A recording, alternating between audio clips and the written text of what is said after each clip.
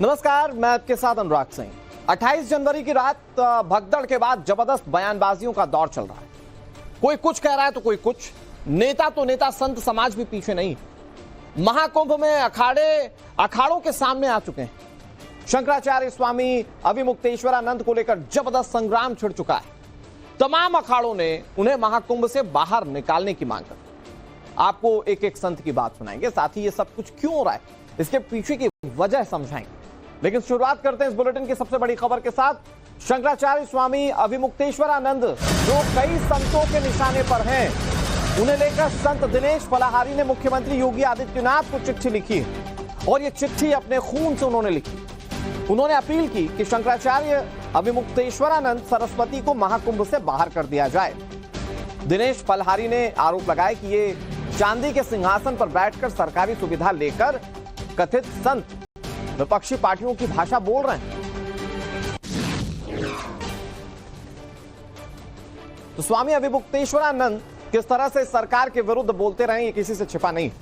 और जो भगदड़ हुई थी उसके बाद संत समाज किस तरह से आमने सामने आ गए, ये भी किसी से छिपा नहीं है। और अभिमुक्तेश्वरानंद जब लगातार अपनी वाणी को या अपने बयानों को बढ़ाते जा रहे हैं, उनके खिलाफ संत समाज का जवाब कैसे सामने आ रहा है। दिनेश फलाहारी ये भी बाबा हैं और इन्होंने अपने खून से चिट्ठी लिखकर स्वामी अभिमुक्तेश्वरानंद को इस महाकुंभ से बाहर किए जाने की मांग की। मैंने आज माननीय मुख्यमंत्री योगी जी को अपने खून से पत्र लिखा है और हमने मांग की है कि जो कथित शंकराचार्य अभिमुक्तानंद जी, उनको कुंभ से बाहर कर दिया जाए। ये तीर्थयात्रियों में तरह तरह की अफवाह फैला रहे हैं। ऐसे लोग विपक्षी पार्टियों से मिलकर सनातन धर्म के विरोध में प्रचार कर रहे हैं। इस कुंभ को बदनाम करने के लिए 56 इस्लामिक राष्ट्र लगे हुए हैं। दर्जनों विपक्षी पार्टियां इस कुंभ को बदनाम करने के लिए लगी हुए हैं। ऐसे संत की इस कुंभ क्षेत्र में जरूरत नहीं है। इन लोगों का काम केवल इतना है कि कैसे भी योगी जी की बदनामी करें। कुंभ में ये लोग कमियां ढूंढ रहे हैं, किस प्रकार योगी जी को बदनाम किया जाए। ऐसे लोग विपक्षी पार्टियों से मिलकर एक राजनीतिक षड्यंत्र कर रहे हैं। इस्तीफा मांगने का अधिकार राष्ट्रीय पार्टियों को, विपक्षी पार्टियों को तो है, लेकिन किसी संत को नहीं है। ये राजनीतिक संत हैं। इन लोगों ने सरकारी सुविधाएं ली हैं, चांदी के सिंहासन में बैठे हैं, नौकर चाकर सुरक्षा सरकारी ली है, उसके बावजूद भी सरकार की बुराई करते हैं। संत दिनेश फलाहारी को आपने सुना और उन्होंने क्या कहा वो हमने आपको सुनाया। लेकिन उन्होंने लेटर जो लिखा वो खून से लिखा और उसके जरिए क्या आरोप लगाया मैं आपको बताने की कोशिश करता हूं। उन्होंने दरअसल मुख्यमंत्री को खून से पत्र भेजा, खून से लिखा हुआ पत्र भेजा। शंकराचार्य स्वामी अभिमुक्तेश्वरानंद पर कार्रवाई हो, इस पत्र के जरिए मांग की। उन्होंने कहा कि कथित संत को महाकुंभ से बाहर कर दिया जाए। शंकराचार्य महाकुंभ में अफवाह फैला रहे हैं, उन्होंने अपने इस पत्र में यह भी लिखा। शंकराचार्य विपक्षी पार्टियों की भाषा बोल रहे हैं, यह बहुत गंभीर आरोप लगाया गया है दिनेश फलाहारी की ओर से। उन्होंने कहा कि 56 इस्लामिक राष्ट्र कुंभ के खिलाफ साजिश में लगे हैं और विपक्षी दल मिलकर कुंभ को बदनाम करने की कोशिश कर रहे हैं। ये सारी बातें अपने इस पत्र में दिनेश फलाहारी ने लिखी और ये पत्र उन्होंने भेजा मुख्यमंत्री योगी आदित्यनाथ को। देखने वाली बात ये होगी कि क्या इस पत्र को गंभीरता से लिया जाता है और उस पर कोई कार्रवाई भी होती है, क्योंकि इसमें जो एक वो राजनीतिक एंगल वाली बात कही गई है। दिनेश फलाहारी से जब बातचीत की गई तो उन्होंने कहा कि अभिमुक्तेश्वरानंद सरकारी सुविधाओं का फायदा लेते हैं और फिर उसके बाद विपक्षी पार्टियों की भाषा बोलते हैं। यह बहुत गंभीर बात उन्होंने कही है। और देखने वाली बात यह है कि आखिर कितने और संत हैं या साधु हैं जो दिनेश फलाहारी की बातों से एग्री करते हैं। अभिमुक्तेश्वरानंद ने जैसे ये पूरा आयोजन हुआ उस पर जिस तरह के सवाल उठाए, कई बार वो कई संतों के निशाने पर रहे हैं और एक बार फिर से वो दिनेश फलाहारी के निशाने पर आए। ये चिट्ठी जो उन्होंने खून से लिखी वो हमने आपको बताया। इधर जगतगुरु बालक देवाचार्य महाराज का बड़ा बयान सामने आया। शंकराचार्य स्वामी अभिमुक्तेश्वरानंद का बयान दुर्भाग्यपूर्ण है। महाकुंभ को लेकर सरकार की ओर से व्यवस्थाएं बेहतर की गई हैं। योगी सरकार और महाकुंभ में सरकार की व्यवस्थाओं को लेकर लगातार अभी मुक्तेश्वर आनंद सवाल उठा रहे हैं। तो योगी सरकार के बचाव में कुछ संत कैसे खड़े, जरा सुनिए। इस हादसे के बाद एक संत जो शंकराचार्य खुद को बताते हैं, उनकी ओर से लगातार बयानबाजी की जा रही है।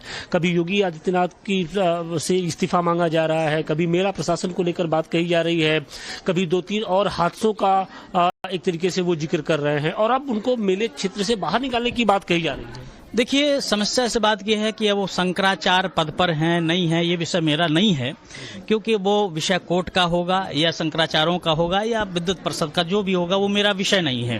पर इतना मैं जानता हूं कि वर्तमान में जो स्वामी जी बोल रहे हैं, मैं टिप्पणी नहीं करना चाहता हूं, मैं अपना भाव देना चाहता हूं कि इतनी व्यवस्था करने के बाद अगर आप उंगली उठाते हो तो कहीं ना कहीं फिर मानसिकता पे बदबू आ रही है, बू आ रही है। क्योंकि देखो, कोई भी व्यक्ति कार्य करता है यह सोच के नहीं करता कि मेरी बदनामी हो। सरकार वर्तमान में जिसकी है वो कभी नहीं चाहेगा कि लोग मरें और हमारी बदनामी हो जाए। वो हर समय यही चाहेगा कि किसी प्रकार से बढ़िया से निपट जाए, जिससे बहवाई आदमी हर व्यक्ति लूटना चाहता है। तो मुख्यमंत्री ऐसा क्यों चाहेंगे कि व्यवस्था हम करके रखें और लोग मर जाएं और हमारी निंदा हो। तो जिस प्रकार से उनके बयान कई बार आए हैं, कभी चिंताजनक होते हैं, कभी वो अतीक अहमद के बारे में कहते हैं कि कोर्ट संज्ञान ले। अरे, अतीक अहमद से आपका क्या संबंध है? आतंकवादी था, मारा गया, अच्छा हुआ। एक कोई व्यक्ति दुष्प्राणी मारा जाता है देश से, अच्छा होता है। कभी आप उद्धव ठाकरे को लेकर कहते हैं तुमको मुख्यमंत्री दोबारा बनना चाहिए। ये सारी चीजें मुझे लगता है शंकराचार्य पर पे उनका सम्मान है और मेरे तो बहुत अजीज रहे और मैं उनका हमेशा सम्मान करता हूँ। प्रार्थना भी करता हूँ कि ऐसी कोई बात ना हो कि उनको अशब्द प्रयोग कहे, क्योंकि एक संत को, एक महात्मा को कोई दुनिया, कोई लोग अगर अशब्द बोले, गाली दे, तो वो उनको ही नहीं पूरी संत समाज को दी जा रही है। और मुझे लगता, मुझे भी कष्ट होता है। तो मुझे लगता ठीक है, आप एक शंकराचार्य पद पर हैं, आपका दायित्व बनता है खुल के बोलना, क्योंकि एक जो धर्मगुरु होता है वो निश्चित रूप से सत्ता के ऊपर होता है, सत्ता पर वो करने के लिए। लेकिन ये नहीं, अच्छा भी बोलो और बुरा भी बोलो। अगर अच्छा होता है तो अच्छा ही बोलना चाहिए, बुरा होता तो बुराई, तब तो अच्छा लगता है। लेकिन केवल बुराई बोलो, अच्छा ही ना बोलो, तो कहीं ना कहीं से फिर कुछ गड़बड़ दिखाई देता है। जगत गुरु बालक देवाचार्य ने महाकुंभ में हुई भगदड़ को लेकर एक बड़ी बात कही। उन्होंने कहा कि ये सियासी साजिश हो सकती है। जगत गुरु बालक देवाचार्य महाराज ने बड़ा बयान दिया है। महाकुंभ हादसा साजिश का नतीजा उन्होंने बताया। उन्होंने कहा कि हादसे से पहले सियासी नारेबाजी की गई। उन्होंने कहा कि सपा कार्यकर्ताओं की ओर से नारेबाजी हुई थी। नारेबाजी करने वालों ने ही बैरिकेडिंग तोड़ी थी। कुछ लोग कुंभ को बदनाम करने में जुटे हुए हैं। क्या कह रहे हैं संत समाज से जुड़े हुए लोग इस महाकुंभ की भगदड़ को लेकर, आपको सुनाते हैं। ये चीज सत्य है। सत्य इसलिए मैं कहना चाहता हूं क्योंकि जिस प्रकार से वहां पर नारेबाजी करना, मतलब ये क्या आपकी दर्शाती है। वहां पर अखिलेश यादव, मुलायम सिंह यादव, जहां सनातन की धारा बह रही है, आप वहां पर जय श्री राम बोल सकते थे, जय हनुमान बोल सकते थे, किसी संत का नाम बोल सकते थे, चलता है।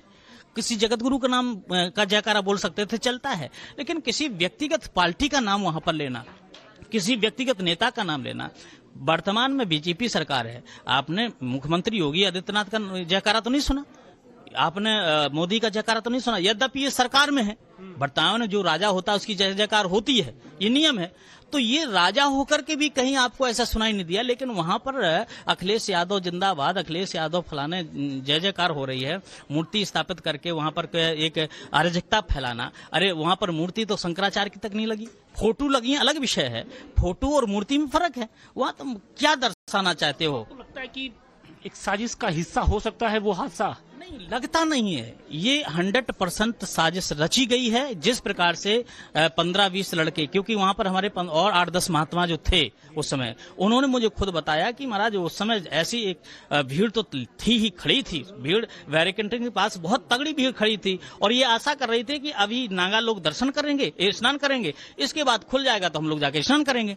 लेकिन तब तक ही 15 से 20 लड़के आते हैं और अखिलेश भैया जिंदाबाद, अखिलेश यादव जिंदाबाद करते हुए जाते हैं और उस बैरिकेडिंग के ऊपर चढ़ते हुए, तोड़ते हुए, और उसी के साथ भीड़ भी शामिल हो जाती है। तो भीड़ जब शामिल हो तो और वहां पर क्या है कि लोग जो थके बांधे आए हुए हैं, सोए हुए, यद्यपि प्रशासन अलाउंस कर रहा है कि भैया समय हो गया है, आप लोग पहले आ गए हो, स्नान कर लो, जाओ। लेकिन कुछ लोग इतने नींद में थे कि उनको ये चीज सुनाई नहीं दी पड़ी, और मेला का शोरगुल आप समझ सकते हैं। और जो थका हुआ व्यक्ति होता है तो वो वही जानता था नींद कैसी होती, नींद न देखे टूटी खाट, भूख न देखे बासो भात। तो ऐसी स्थिति में जो वहां पर बनी वो साजिश के तहत कार्य हुआ है, और वहां पर अगर जांच होगी सही ढंग से तो निश्चित रूप से ये पकड़ाए जाएंगे और ये पता चल जाएगा कि कुंभ में भक्त, क्योंकि इतनी व्यवस्था हर बार 12 पुल बनते थे, 30 पुल बने इस बार हैं। और महाकुंभ में स्नान करने पहुंचे लोगों ने शंकराचार्य स्वामी अभिमुक्तेश्वरानंद को महाकुंभ से निकालने की मांग पर क्या कहा, ये आपको सुनाते हैं। स्वामी अभिमुक्तेश्वरानंद है, बहुत सारे संत उन्होंने मांग किया था कि सीएम को इस्तीफा देना चाहिए जब ये भगदड़ हुई थी। अब बहुत सारे साधु संत ऐसे हैं जो मांग कर रहे हैं कि उनको जो है उन स्वामी को यहाँ से निकाल देना चाहिए जिन्होंने सीएम का इस्तीफा मांगा था। आपको क्या एकदम सही कह रहे हैं, उनको निकाल देना चाहिए। पहली बार हमारे ऐसे सीएम है जो कि धर्माचार्य जो भी रहे हमारे साधु संत उनके शिविर में जा जाके पूछे कि आपको क्या व्यवस्था चाहिए, कोई व्यवस्था की कमी हो। हमारा सीएम तो ऐसा आया हुआ है जो इतनी भव्य व्यवस्था किया है हमारी महिलाओं के लिए। 5 साल 10 उनका दूसरा टर्म चल रहा है सीएम का, बहन बेटियों को इतनी सुरक्षा दी रखे, इतनी बड़ी व्यवस्था चला रहे हैं। और 30 करोड़ की आबादी वाली संख्या में आज ये लगातार ये हमारा 18 लाख का जिला है आबादियों का, यहाँ 1 करोड़ 2 करोड़ आदमी पर डे आ रहे हैं। फिर भी इतनी व्यवस्थाओं को यहाँ के वासियों के साथ साथ हमारे प्रशासन और शासन ने जो मिलकर व्यवस्था किया उसमें तो हमको तारीफ करनी चाहिए अपने सीएम की। ने तो उनके तो दिमाग से टक गए हैं, वो इतने बड़े पद पे होते हुए भी दिन भर कहते हैं कि मैं राजनीतिक बातें नहीं करूंगा, धर्मों की बात करूंगा। और आज वो धर्म की जगह छोड़ के राजनीतिक इस्तेमाल, जिस सरकार में उन्होंने लाठियां खाई और उसी सरकार की तारीफ में पुलिंदे कस रहे हैं क्योंकि उनके यहाँ वो जो हमारे पूर्व सीएम पहुंच के हाथ जोड़ लिए। इसलिए इतने लोगों की व्यवस्था करना इतनी कम जगहों में, देखा जाए जितने लोग प्रतिदिन यहाँ पे स्नान कर रहे हैं वो एक कंट्री की जनसंख्या है, उसको देखते हुए आप कैसे आरोप लगा सकते हो। तो जो संत मांग कर रहे हैं कि अभिमुक्तेश्वरानंद जिन्होंने सीएम का इस्तीफा मांगा था उनको यहाँ से बाहर निकालना चाहिए, गलत बात है। सीएम को इस्तीफा नहीं देना चाहिए, नहीं देना चाहिए कहीं से भी। ये जन सैलाब है, इसमें ये जन सैलाब है, 144 साल बाद आया। उनने इतनी अच्छी व्यवस्था की है। मैंने 2013 का भी किया, 19 का भी किया और 2000 का भी महाकुंभ किया हूँ। नहीं उनको निकालना नहीं चाहिए, लेकिन उनके शब्द भी अलग हैं थोड़ा। जो अभिमुक्तेश्वरानंद है वो राजनीति के हिसाब से बात करने लगते हैं, जैसे राजनीति लोग करते हैं ना उनके साथ में हो जाते हैं। वो साधु संत की बातें कभी नहीं करते हैं। जो साधु संत जो बातें कर रहे हैं, अब 13 अखाड़ा वाले साधु संत हैं वो सम्मान कर रहे हैं, तो मतलब उन्हीं लोगों ने उनको शंकराचार्य बनाया ना, तो वो लोग अपनी इच्छा अनुसार अपना पद भी छीन सकते हैं जब उनके खिलाफ आप ऑब्जेक्शन उठाएंगे। अब वो कभी राजनीति के हिसाब से वो बहकावे आ जाते हैं, बाकी वो कभी कभी लगता है कि वो राजनीति कर रहे हैं, उनको नहीं करना चाहिए राजनीति। राजनीति इस सब में नहीं होना चाहिए। ये जो स्पिरिचुअलिस्टिक होता है ना, वो राजनीति होने से मजा नहीं आता है। सनातनी है ना हम लोग, तो सनातनी हिसाब से सब उसका ये करना चाहिए। अगर कोई काम कुछ करेगा तभी गलती होगी, बिना काम किए गलती नहीं होती। और कोई भी जानबूझ करके कोई गलती नहीं होता। लेकिन इतना बड़ा आयोजन, विश्व का सबसे बड़ा आयोजन, और इस तरीके से इतना सुगमता से हो रहा है। मैं उड़ीसा से आया हुआ हूँ, मुकेश श्रीवास्तव, और इतना अच्छा आयोजन है और किसी भी चीज की कोई कमी नहीं है। जिधर देखो पानी, उधर देखो रहने का व्यवस्था, बहुत अच्छी व्यवस्था है। ऐसी व्यवस्था कभी भी किसी सरकार ने नहीं दिया। और मैं सोचता हूँ कि आने वाले भविष्य में भी ऐसा को राजनीति नहीं करना चाहिए, इस मामले में नहीं करना चाहिए। संत को राजनीति नहीं करना चाहिए। यहाँ पर संत को संत के तरीके से या हमको किस तरीके से हमारे धर्म में आगे बढ़ना है उसका उपदेश देना चाहिए।